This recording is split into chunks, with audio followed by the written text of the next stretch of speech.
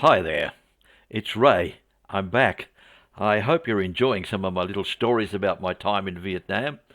And if you do like it, give us a like so that I can continue to do this so I know people are paying attention to it. The stories are designed to provide a little bit of light humour about life in Vietnam for a foreigner and should be of some use to people who are wanting to come here to have jobs like English teacher. Okay, let's get on with it. Today's lesson is today's lesson. You can tell I was a teacher, can't you? Today's story is a little bit humorous, and it's completely true. And I call it the light bulb moment. When I was living down in Vin Long, down in the Mekong Delta, my generous employer assigned me a houseboy whose name seems to fit his abilities rather well. His name was Mr. Dung. Now, in Vietnamese, it's spelled D-U-N-G. And he was about 27 years old, I guess, and he possessed the appearance and intelligence of a box full of rubber bands, a set of teeth that could be used to eat an apple through the strings of a tennis racket, and a face that could only be described as seriously deficient in the provision of what most people called handsome attributes, but I assume his mother loved him. For most of the day he usually lies in a hammock, scratching his private parts and laughing at Charlie Chaplin movies and Tom and Jerry cartoons.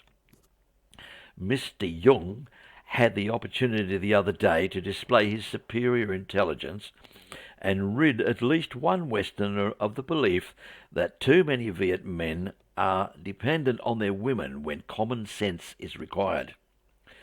In the bedroom to my hovel, jokingly referred to as the teacher residence, is a wall light that actually is connected to electricity, and that's unusual. However, the light bulb has been burnt out for probably the last decade or two, and although the light fitting looks like a relic of the 1920s, it could make a good contrast to the glaring fluorescent tube that is on the ceiling in the middle of the room.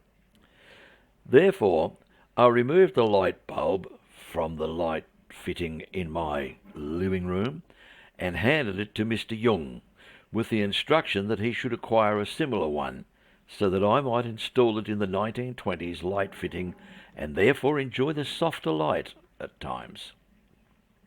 That evening, Mr. Young reported that he had had no success in locating the correct bulb, but that he would try again the following day. This went on for about 5 days, and one evening I asked for the bulb back, as I felt I could probably locate one myself, as I had often seen several sellers of electric light bulbs and other electric paraphernalia in the market.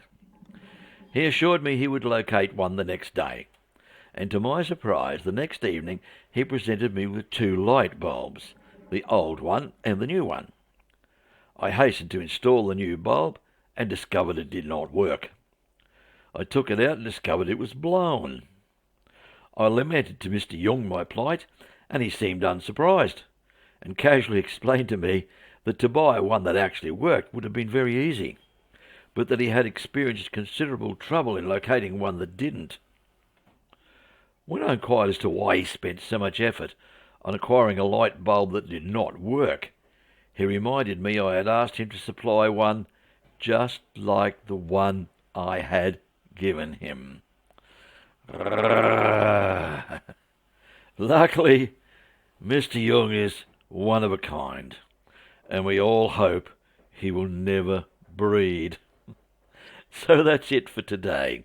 If you like my videos, please give me a like and I'll continue to make more.